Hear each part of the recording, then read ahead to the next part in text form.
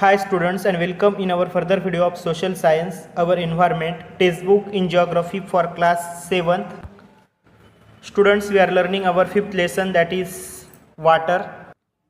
And students, today we have to see the further part of this lesson that is given on page number 34.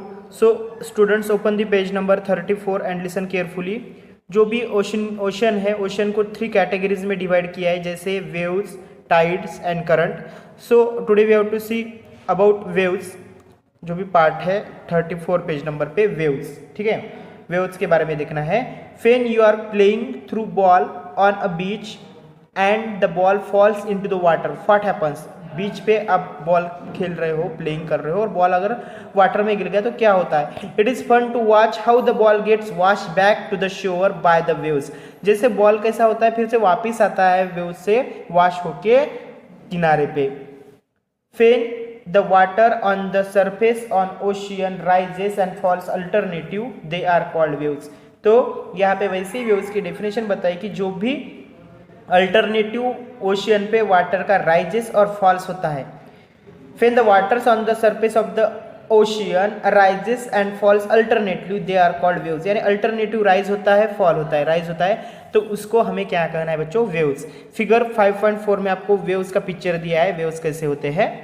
During a storm यानी जो तूफान आता है, the wind blowing at very high speeds from the huge waves.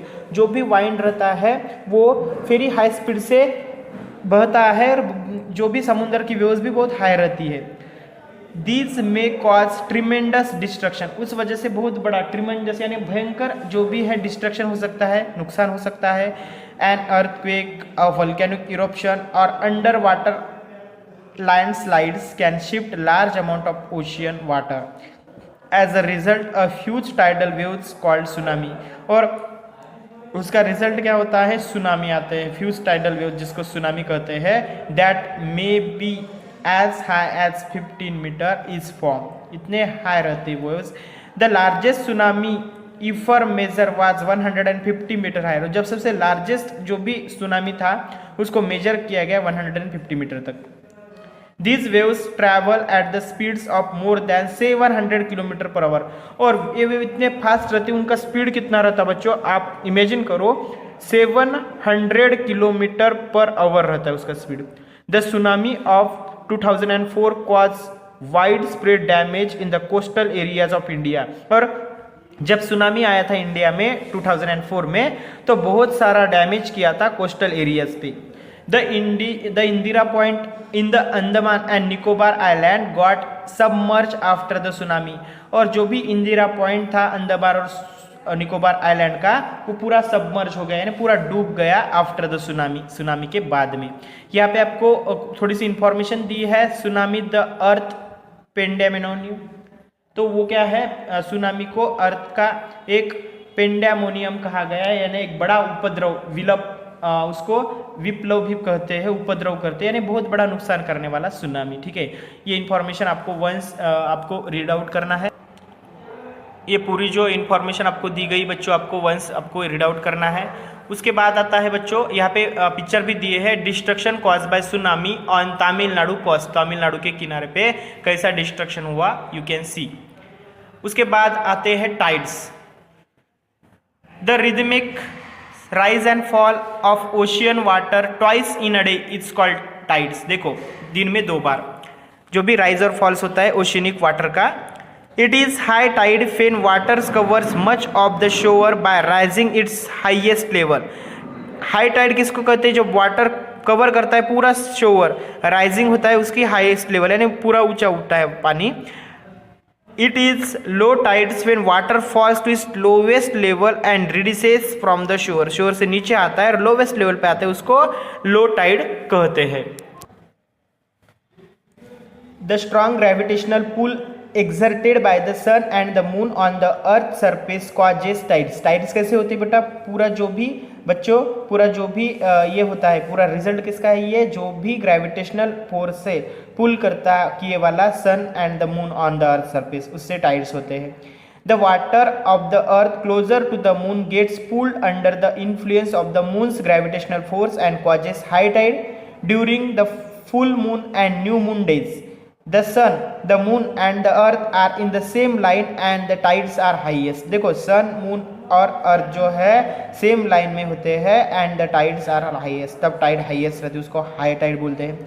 This tides are called spring tides. But when the moon is in its first and last quarter में रहता है, the ocean water gets drawn in diagonally opposite direction by the gravitational pull of sun and moon resulting low tides. तब low tides आती है. These tides are called at neap tides. उन tides को neap tides कहते हैं. जैसे आप figure 5.5 में देख सकते हैं spring tides and neap tides. neap tides आपको यहाँ पे अगर ऐसा रहा सन, अर्थ और मून, और यहाँ पे स्प्रिंग टाइड का आपको पिक्चर दिखाई दिया है. High tides help in navigation, यानी जो भी नेविगेशन रहता है यानी नौचालन रहता है, नौका नयन रहता है. They rise the water levels close to the shore. This helps the ship to arrive at the harbour more easily. जो भी हार्बर रहता है वहाँ का, तो वहाँ पे शिप इजीली चलाना चलिए. The high tides helps in helping fishing. High tide किस में हेल्प करती है? फिशिंग में, यानी मछलियाँ तब ज़्यादा मिलती है. Many more fish come closer to the shore during the high tides. और बहुत सारे फिश कम क्लोजर आते हैं हाई टाइड्स में, शोर के पास, किनारे के पास आते हैं. This enable fisherman to get a plentiful catch. यानी उस टाइम में जो भी फिशरमैन है, जो भी मछुआरे हैं, उनको ज़्यादा मछलियाँ पकड़ में आती है उनके. The rise and fall of water due to tides is being used to generate electricity in some places. कुछ जगहों पे तो राइज एंड फॉल जो होता है वाटर का टाइड्स की वजह से, तो उससे वो यूज किया जाता है इलेक्ट्रिसिटी जनरेट करने के लिए. Okay, then students we have to see about ocean currents. जो भी करंट यानी प्रवाह, ओशियन का जो भी प्रवाह रहता है उसके बारे में देखना है. Ocean currents are streams of water flowing constantly on the ocean surface in definite directions.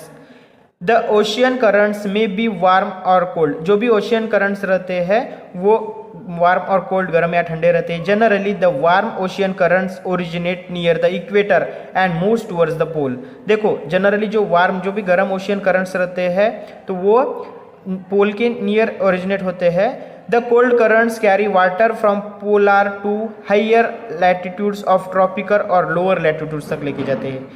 The Labrador ocean currents is cold current while the Gulf Stream is warm current. देखो लेब्राडोर ओशियन करंट जो है cold है, तो gulf stream जो है warm current है. The ocean current influence the temperature condition of the area. Warm current bring about warm temperature over land surface. The areas where the warm and cold currents meet provide the best fishing grounds of the world. और जो areas रहते हैं warm और cold currents के, वो provide करते हैं best fishing ground, यानी वहाँ पे मछलियाँ ज़्यादा मिलती है वर्ल्ड में. ओके, सी स्टूडेंट्स, नेक्स्ट पेज पे आपको फिगर 5.6 में ओशियन करंट्स दिखाई दे रहे हैं. ओशियन करंट्स, जो ब्लू लाइन में आपको जो भी एरो दिख रहे हैं वो कोल्ड करंट है, और जो आपको रेड लाइन में एरोज दिख रहे हैं वो है warm currents. Okay, then students see seas around Japan and the eastern coast of North America are such example. यानी ज़्यादातर जो वार्म और कोल्ड करंट्स के जो भी रीजन है वहाँ पे ज़्यादा फिशिंग ग्राउंड्स रहते हैं. तो वो जो कहा गया है आपको, जो भी सी है Japan and eastern coast North America, ये इनके एग्जाम्पल है. These areas where a warm and cold currents meets also experiences foggy weather. और ऐसे एरिया जहाँ पे वार्म और कोल्ड करंट मिलते हैं वहाँ एक्सपीरियंस किया जाता है फॉगी, यानी धुंधला पूरा वेदर रहता है. Making it difficult for navigation, यानी नेविगेशन, नौका चालन के लिए वहाँ पे डिफिकल्ट जाता है, क्योंकि वहाँ पे फॉगी वेदर रहता है, पूरा धुंधला वेदर रहता है, दिखता नहीं है आगे का. Okay, in this way students we completed our this fifth lesson of geography. The exercise of this lesson I will send you through PDF.